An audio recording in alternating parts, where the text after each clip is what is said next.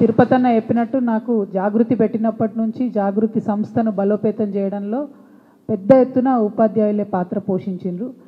చాలా సందర్భాల్లో చాలా జిల్లా అధ్యక్షులుగా, చాలా మండల అధ్యక్షులుగా, గ్రామ స్థాయిలో కూడా ఉపాధ్యాయులు పనిచేసి చాలా బలమైనటువంటి సెక్షన్ జాగృతి యొక్క భావజాలాన్ని, మన సంస్కృతి యొక్క ప్రత్యేకతని తీసుకొని వెళ్ళిండ్రు.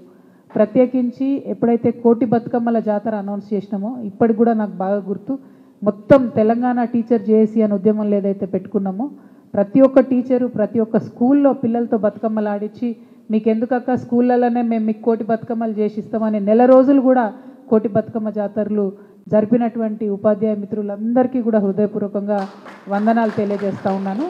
మరీ ప్రత్యేకించి అన్న వీరభద్రరావు అన్న ఒక 12 ఏళ్ళ కింద పెట్టిండ్రు నాకు ప్రపోజల్, అక్క మనము జాగృతి టీచర్స్ ఫెడరేషన్ పెట్టాలక్క అని.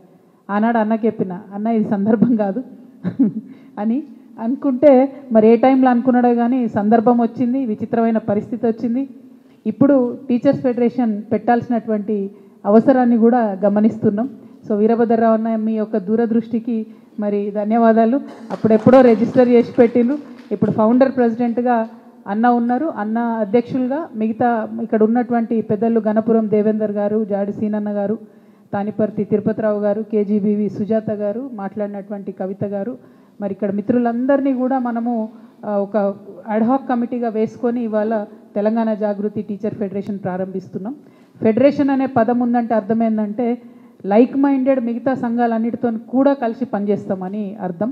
అందులో లాంగ్వేజ్ టీచర్స్ ఉంటారు, ఉర్దూ టీచర్స్ ఉంటారు, అట్లానే ఇప్పుడు హెడ్ మిస్టర్ సంఘం ఉంది, హెడ్ మాస్టర్ సంఘం ఉంది, పీఈటీల సంఘం ఉంటుంది, ప్రైవేట్ టీచర్ అసోసియేషన్స్ ఉంటాయి. సో అందరినీ కూడా కలుపుకొని పనిచేయడానికి ఈ ఫెడరేషన్ ఆవిర్భవించిందని మీ అందరికీ తెలియజేయడానికి నేను చాలా సంతోషిస్తూ ఉన్నాను. నా ఫేవరెట్ టీచర్ జయశంకర్ సార్, ఆయన మనకు మొత్తానికి తెలంగాణ అందరికీ టీచర్గా మారి తెలంగాణ ఉద్యమంలో జరిగినటువంటి అన్యాయాలన్నింటినీ కూడా ఆయన రాసిపెట్టి లెక్కబెట్టి మనందరికీ నేర్పి మనందరినీ ఉద్యమంలో ముందుండేలాగా చేసిండ్రు. మరి ఆయన స్ఫూర్తితోని ముందుకొచ్చినటువంటి టీచర్లందరూ కూడా నిజంగా పేగులు తెగేదాకా కొట్లాడినరు, పిల్లలకు అర్థమయ్యేలాగా పాఠాలు చెప్పిండ్రు. ఆనాడు ఆంధ్ర నిర్బంధంలో కూడా మన మ్యాప్ మనకు సపరేట్గా బోర్డుల మీద వేసినటువంటి టీచర్లు ఉన్నారు, జయ జయ హే తెలంగాణ పాటలు పాడించినటువంటి టీచర్లు ఉన్నారు, తెలంగాణ పేరు మీద క్విజులు పెట్టి పిల్లల్లో తెలంగాణ భావజాల వ్యాప్తి కోసం కృషి చేసినటువంటి టీచర్లు ఉన్నారు. ఒకటి కాదు, రెండు కాదు, అనేకమైనటువంటి విధాలుగా తెలంగాణ భావజాలాన్ని వ్యాప్తి చేయడంలో టీచర్ల పాత్ర మరవలేందని మళ్ళొకసారి నేను తెలియజేస్తూ, మరి ఇవాళ అంత గొప్పగా మన రాష్ట్రాన్ని సాధించడంలో భూమిక పోషించినటువంటి ఉపాధ్యాయుల యొక్క సంక్షేమాన్ని, వారి యొక్క గౌరవాన్ని, వారి యొక్క హక్కుల్ని పరిరక్షించాల్సినటువంటి బాధ్యత ఒక సమాజంగా మనందరి మీద కూడా ఉంటుంది. మరొక సివిల్ సొసైటీ ఆర్గనైజేషన్ లాగా పనిచేస్తున్న తెలంగాణ జాగృతికి ఈ బాధ్యత మరింత ఎక్కువ ఉంటుంది. ఎందుకంటే టీచర్ హ్యాపీగా ఉంటే స్టూడెంట్ హ్యాపీగా ఉంటాడు, స్టూడెంట్ హ్యాపీగా ఉంటే మొత్తం ఇల్లు హ్యాపీగా ఉంటుంది, సమాజం హ్యాపీగా ఉంటుంది. ఇవాళ జరుగుతున్నది ఏంటంటే ఇందాక కవితమ్మ చెప్పినట్టు అసలు టీచర్లకు అడ్మినిస్ట్రేటివ్ వర్క్ ఎక్కువైపోయింది. ప్రతి ఒక్క యాప్ పెట్టి రాగానే ప్రతి స్టూడెంట్కు అటెండెన్స్ ఫేషియల్ రికగ్నిషన్ వేయాలి, టీచర్లకు ఫేషియల్ రికగ్నిషన్ చేసుకోవాలి, మిడ్ డే మీల్స్ ఎంతమంది తిన్నారో ఫోటోలు తీసి పెట్టాలి, ఎన్ని తలకాయలు ఉన్నాయని 20 మంది తలకాయలు ఉంటే పెడితే తర్వాత ఒకవేళ పొరపాటున ఇంకో 10 మంది పిల్లలు వచ్చిర్రు అనుకోండి, మళ్ళీ ఆ ఫోటో అప్లోడ్ చేయరాదు.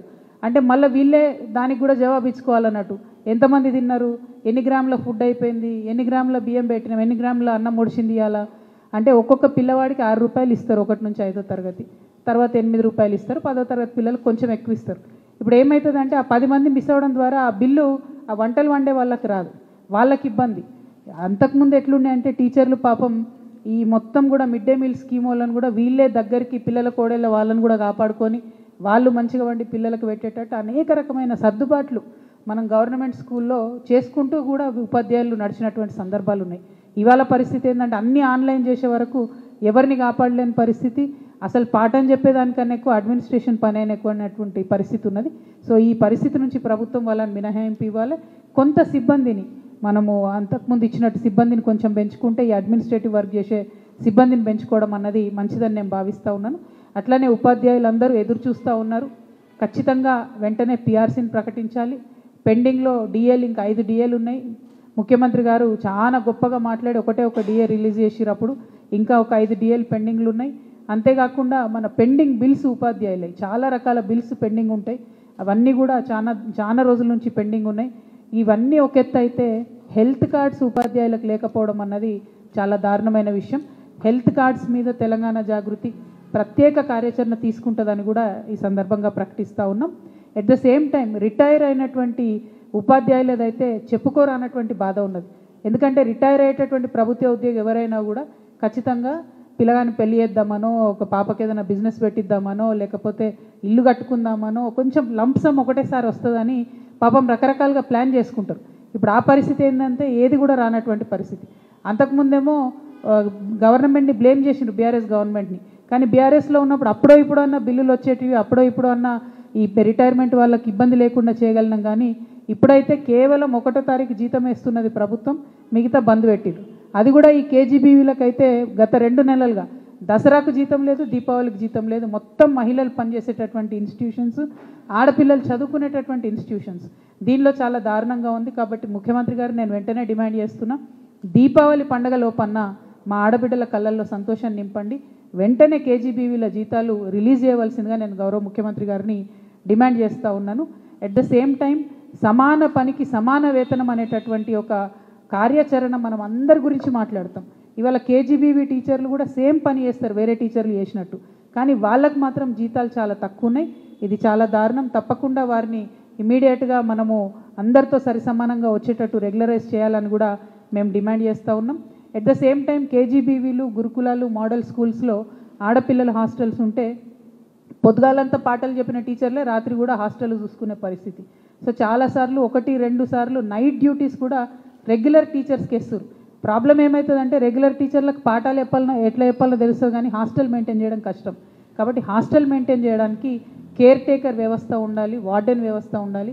దానికి సపరేట్గా రిక్రూట్మెంట్ చేయాలని చెప్పి నేను గవర్నమెంట్ని డిమాండ్ చేస్తూ ఉన్నాను. అట్ ద సేమ్ టైం గురుకుల, మోడల్ స్కూల్ ఉపాధ్యాయులను కూడా వాళ్ళకి ఇప్పుడు సొసైటీ నుంచి జీతాలు ఇస్తున్నాం. అట్లా కాకుండా ప్రభుత్వ ట్రెజరీ నుంచి 010 అనేటటువంటి జీవో కూడా పెండింగ్ ఉన్నది. మోడల్ స్కూల్స్ది ఫైనాన్స్ డిపార్ట్మెంట్లో పెండింగ్ ఉంది.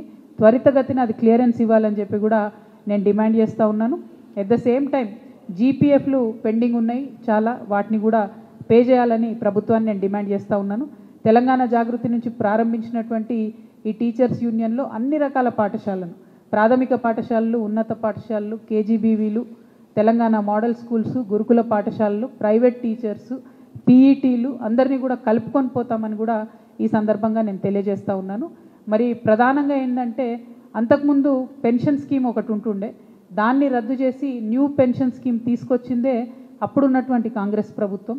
అది కొనసాగుతూ ఉంది. దాన్ని రద్దు చేసి మళ్ళీ ఓల్డ్ పెన్షన్ స్కీమ్ వైపు వెళ్ళవలసిందిగా ప్రభుత్వాన్ని నేను డిమాండ్ చేస్తూ ఉన్నాను. మరొక అంశం, సీఎం గారు ఎప్పుడు మాట్లాడినా కూడా ఏమంటారంటే మన ఒలింపిక్స్ తెచ్చుకోవాలి తెలంగాణకు అంటారు. ఒలింపిక్స్ తెచ్చుకోవాలి కరెక్టే, మరి పాఠశాలలలో ఒక్క దగ్గర కూడా ఫిజికల్ ఎడ్యుకేషన్ టీచర్స్ లేరు, పీఈటీలు లేరు. మొదలంటూ అక్కడ పిల్లలకు మనం ఫిజికల్ ఎడ్యుకేషన్ పాఠాలు చెప్తేనే ఒలింపిక్ స్థాయిలో మనం క్రీడాకారులను ప్రొడ్యూస్ చేయగలుగుతాం. కాబట్టి పీఈటీలను తక్షణమే రిక్రూట్ చేయవలసిందిగా నేను గౌరవ ముఖ్యమంత్రి గారిని డిమాండ్ చేస్తూ ఉన్నాను. అట్లనే ట్రైబల్ వెల్ఫేర్ ఎంప్లాయీస్ 40 రోజుల నుంచి సమ్మె చేస్తున్నారు. చాలా దారుణమైన పరిస్థితులు ఉన్నాయి, వాళ్ళకి ఎక్కడ కూడా జీతాలు వస్తలేవు. వాటిని రిలీజ్ చేయవలసిందిగా డిమాండ్ చేస్తూ ఉన్నాను. నిన్న మేము టీచర్స్ ఫెడరేషన్ పెడతామనగానే సర్వశిక్ష అభియాన్ నుంచి వాళ్ళు ఒక కార్యక్రమం పెట్టుకొని నా ఫోన్ను బంబాడి చేస్తున్నారు మెసేజ్లతోని. సర్వశిక్ష అభియాన్ వాళ్ళకు అంతకుముందు గౌరవ ముఖ్యమంత్రి గారు ఒక మాట చెప్పారు, ఛాయ్ తాగినంత సేపట్లో ఇస్తా నేను జీతాలని చెప్పి. మరి ఇంకా ఛాయలు ఎన్ని తాగినో 2 ఏళ్ల నుంచి నాకు తెలియదు సీఎం గారు, కానీ తొందరగా సర్వశిక్ష అభియాన్ వాళ్ళకు మాత్రం జీతాలు పెంచాలని కూడా డిమాండ్ చేస్తున్నా.